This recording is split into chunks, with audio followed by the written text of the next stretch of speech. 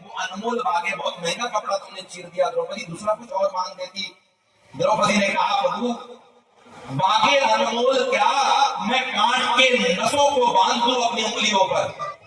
बागे अनमोल क्या, मैं काट के बांध दूं नसों को आपकी उंगलियों पर।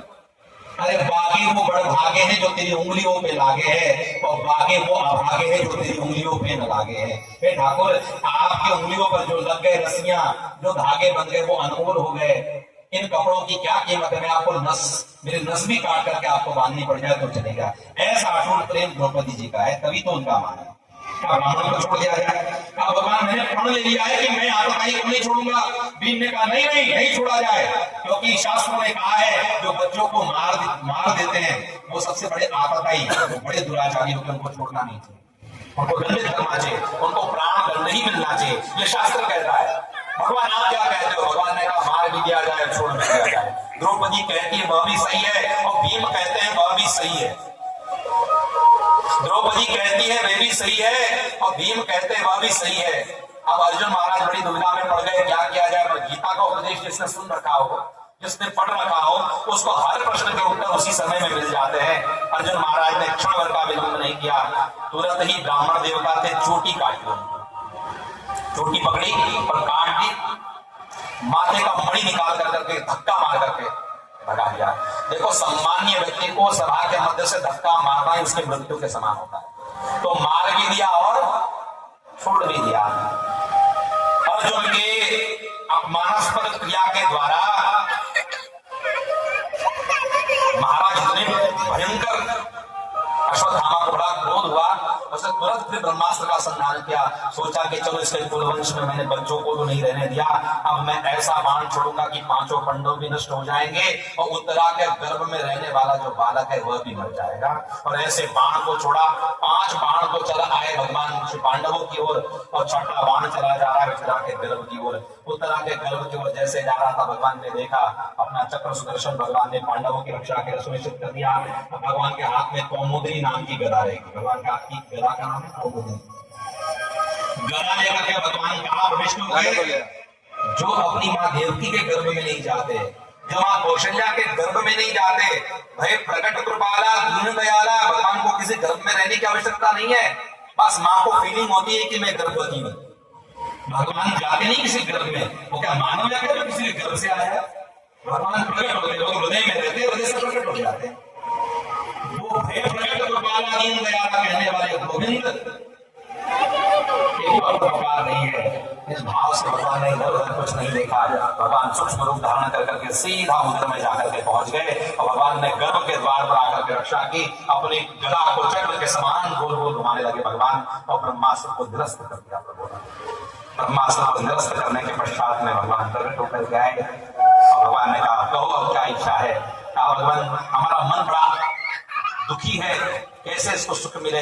आप विश्व पितामह के पास जाओ, आपको परम ज्ञान प्रदान करेंगे, क्योंकि नारायण जानते हैं अपने आदमी अगर आपके नजदीक पास में होता है, नजदीक भी होता है, जो समझदार है, ज्ञानी है, समझदार है, लेकिन अगर वो आपको कुछ बातें बताता है, कहता है ये क्या हमको सिखाया गया, तो हमारे पास में छोटे से पड़ा हुआ है, अभी तो हमको ज्ञान बता, हम तुमसे बात करते, तो ऐसे होता है कई बार। लेकिन नारायण जानते हैं ये हमको बुरा बेटा समझता है।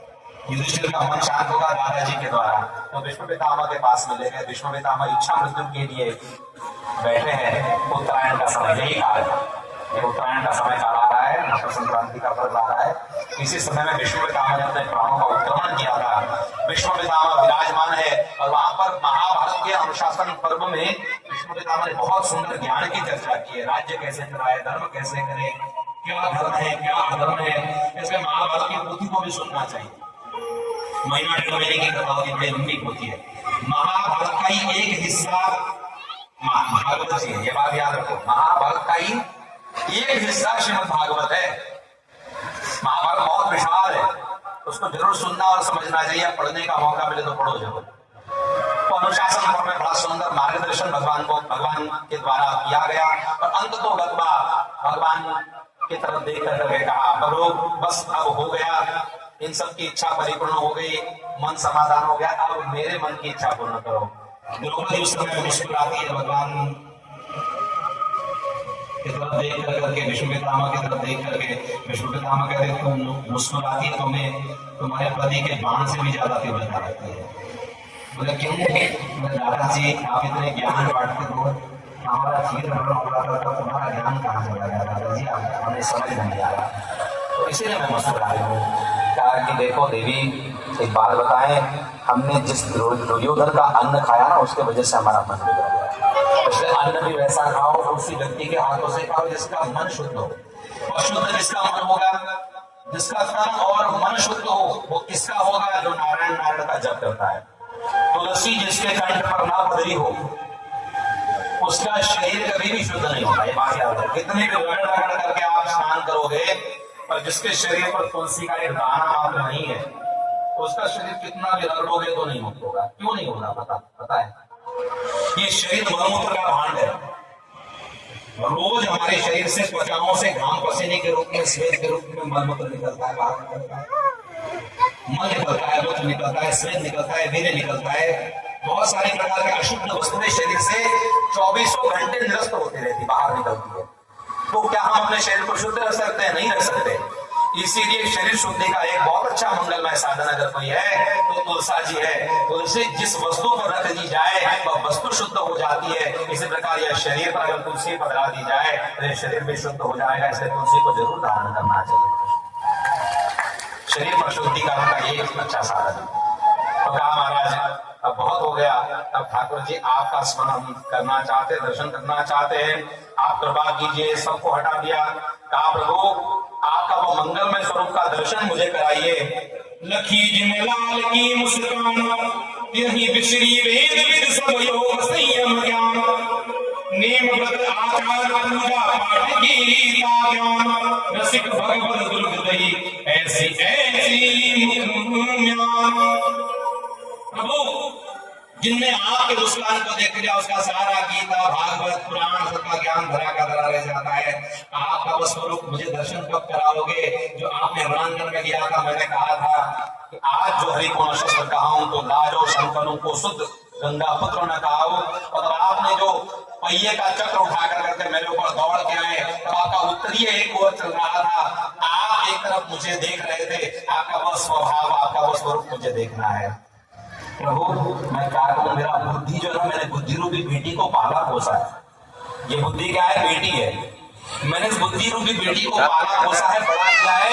ये बुद्धि जब भटक जाती है, दौड़ जाती है, आप इस बुद्धि रूपी बेटी से क्या करूँ? ना इसका कन्यादान होना चाहिए। मेरी बुद्धि से आप प्यार रखो। ऐसा कहकर सुंदर स्तुति किया है।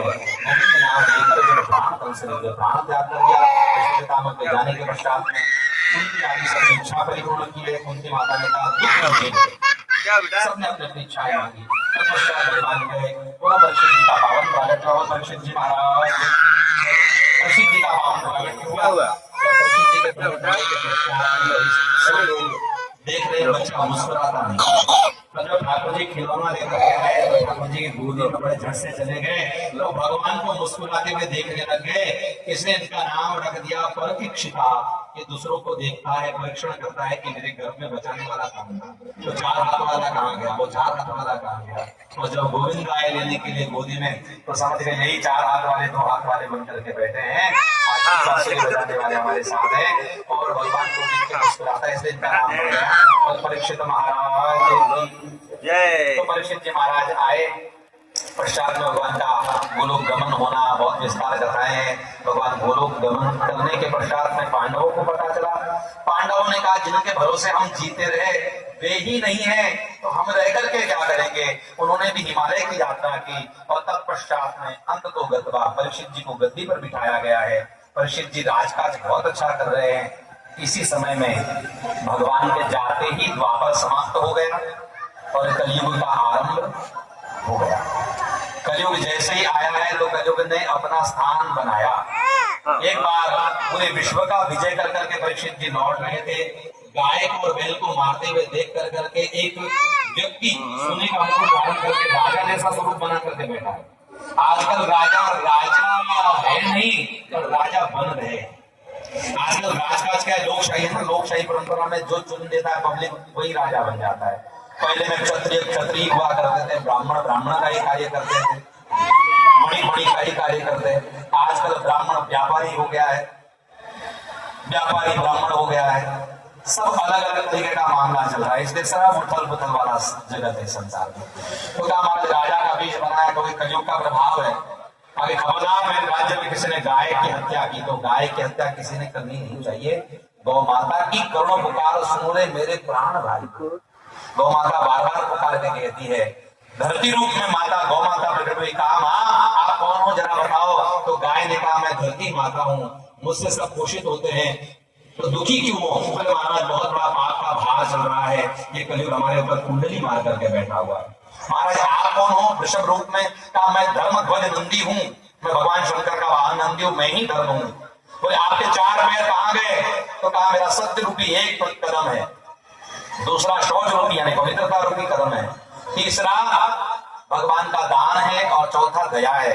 ये 4 प्रकार के चरण हैं धर्म के, उसी के ऊपर मैं आधारित रहता हूँ। परीक्षित जी ने चारों चरण जोड़ दिए। खबरदार मेरे राज्य में गड़बड़ नहीं करना। कहा महाराज देखो सब आपके शरण में आते हैं, तो हम भी आपकी शरण में आए। कलयुग में चरण पकड़ के बैठ गया। और शरणागत को जो त्याज्य करे उसको पाप लगता है। तो कहा कहो तुम्हें कौन सा स्थान देखा। द्यूतम पानम संयम सूना, 4 जगह देखा जुए में। तो किसी प्रकार का जुआ होगा, जंगली रवि में आओ ना महाराज, ये भी जुआ ही है। जुआ किसी प्रकार का भी हो सकता है। जीवन का दाम जुआ पर मत खेलो, नहीं तो कलयुग तुम्हें नष्ट कर देगा। पहला जुए में बहुत लोग नष्ट हुए और नष्ट होते रहेंगे। दूसरा पानम, शराब, नशापान, किसी प्रकार का नशा, उसमें सिर्फ शराब ही नहीं आती, किसी भी प्रकार के नशे ने कभी किसी का घर बनने नहीं दिया। जो लोग मावा सरमावा पुड़िया नंदी जर्दा गुटखा खैनी दुनियादारी कुछ भी खाते हैं, वे भी नशा की गणना में आते। चाय भी नशा की गणना में आता नहीं आता है क्या। इतने बजे चाहिए तो चाहिए, उसका दिमाग फटने लग जाता है उसमें। और नशा तो भगवान के नाम का करो, उसी में मस्ती है। ऐसे नशा नहीं करना चाहिए। नशा पान कली का स्थान है। तीसरा स्थान दे दिया स्त्रिय, पर स्त्रिय अथवा पर पुरुष के मध्य में कली का स्थान है। इसलिए अपनी एक जो है वो उस पर ध्यान रखो, अपना जो एक है उस पर ध्यान रखो, अन्य पर अपनी मति बिगड़नी नहीं चाहिए। भारत माता देश है, सारे भारतीय माझे बंधु बांधव है ना। ये जो प्रण लेते हैं, प्रतिज्ञा लेते हैं, प्लेज में कहते हैं हम लोग, उसका पालन भी ठीक ठीक तरीके से करना मनुष्य ने चाहिए। प्रतिज्ञा कहने के लिए नहीं होती, प्रतिज्ञा करने के लिए होती है। तो ठीक है, एक को छोड़ करके हमको छूट है, बाकी भारत माता देश में सारे भारतीय माझे बंधु बांधव है। ठीक है, तो पर स्त्री अथवा पर पुरुष में दोष होता है। और चौथा स्थान दिया स्त्रिय सुना, हिंसा जहां होगी, जहां किसी जीव को मार के खाया जाएगा, किसी जीव को नष्ट कर दिया जाएगा। बलि प्रदान सब करते हैं, और किसी ने शेर की बलि कभी आज तक नहीं। बलि प्रदान सब करते, बोले माता को बड़ा प्रिय है, तो माता तो शेर पर बैठती, कभी शेर को भी पकड़ के ले आओ, ताकि नहीं शेर हमारा ही शिकार कर लेगा, तो उनका है शेर की शिकार करने जाए। इसीलिए कोई ऐसा बलि प्रदान आज तक किसी ने किया नहीं, तो आप मत करना, झंझटों में मत रहो। किसी जीव को मारने पर वहां पर बलि का वास है। और अंत को गतवा सबसे आखिरी में कली ने कहा मुझे एक जगह दी जाए सोने में अर्थात आप रूपी सोने में जगह दी जाए, तो घोड़ा बेच के सो या सोना धन बहुत अतिरिक्त कमाओ, इसमें कली का वास है। इसे इससे बच करके रहना चाहिए। बचो जो बैठे, याद रखो, सुनो, हरिश्चंद्र क्षमा कीजिए, हरिश्चंद्र के पुत्र रोहित को इंद्र महाराज का उपदेश है, हरिश्चंद्र जी का उपदेश है, जो दौड़े वो सतयुग है। क्या शब्द है, सुनो, बच्चों के लिए, सबके लिए, युवा पीढ़ी के लिए। जो दौड़े वो सतयुग है, जो चले वो त्रेता है, जो बैठे वो द्वापर है, और जो सोए वो कलयुग है। तो हम लोग आज के जमाने में बहुत लंबा सोते हैं, वही कलयुग है, आज के जमाने का दौर है। इसलिए सोने में कलयुग है, और बहुत धन जो रखे उसमें भी कलयुग है। कौन किसका गला काट ले जाए कोई भरोसा नहीं। कितने लोग महंगा महंगा पहन करके आते, भैया आज का रेट क्या है, दाम क्या दाम है। हाँ, माताओं से ज्यादा दाम किसी को नहीं पता था। सोने का दाम सिर्फ माताओं से पूछो, पर डे का चार्ज पता होता है माताओं को, तो उनका बड़ा प्रिय विषय होने के कारण उनको ही पता होता है। तो जो भी होगा 1.25 लाख 1.5 लाख जो कुछ हुआ होगा मुझे नहीं पता, पर सोचो इतना 1.5 लाख का पहन करके कोई गला गर्दन काटने के लिए आ जाए रात बेरात, तो कितना मामला करके। और सबसे बढ़िया आभूषण कैसा है, देखो हमारे पास जो आभूषण, ये जो आभूषण है इसको कोई गला नहीं देगा क्या इसके चक्कर में। तो लेकर एक काट को लेके हम क्या करेंगे, कोई चोर नहीं लेने वाला इसको। खर्च न फूटे और चोर न लूटे, दिन दिन बढ़त सवायो पायो जी मैंने राम रत्न धन पायो। तो ऐसा अलंकार क्यों न किया जाए। तो धन जो है वो गलत तरीके के धन में कली का वास है। कली ने जानबूझ करके सोने में स्थान मांगा, जरासंध का मुकुट पहनना क्या, पहन कर करके शिकार की कामना होना क्या, शम्य ऋषि के अवमान करने की मानसिकता उत्पन्न होना, शुंगी ऋषि के द्वारा इदम तक्षकम सप्तमी 7वें दिन तक्षक आकर के 10 का श्राप मिलना, गौरमुख द्वारा